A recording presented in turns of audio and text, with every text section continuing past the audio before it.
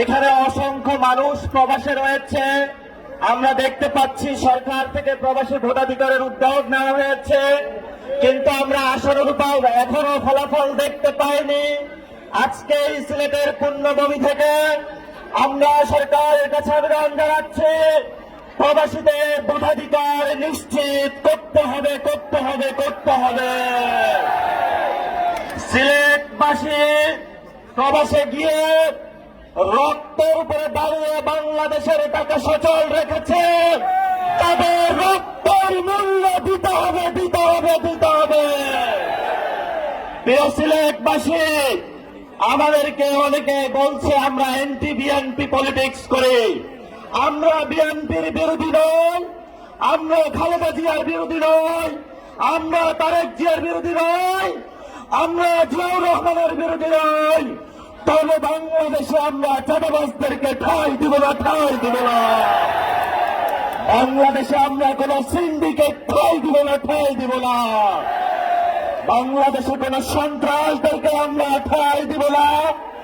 আগামীতে যদি ঐক্য হয়, আগামীতে যারা আমাদের সহযুক্ত হবে তাদেরকে একটু শর্ত মেনে আসতে হবে।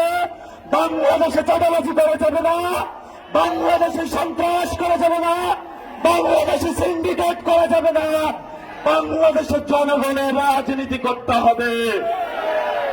শেষ কথা বলবো, আমরা প্রতিনিয়ত রাজনৈতিক আড্ডা দেই চা দোকানে বসে।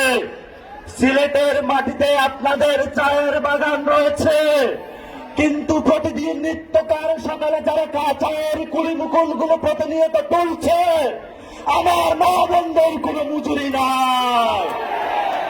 এনসিপি যদি সরকার গঠন করে, আমরা মালিকদেরকে জবাবে দেব, শ্রমিকদেরকে তাদের থেকে শেয়ার দেওয়ার ব্যবস্থা করব ইনশাআল্লাহ।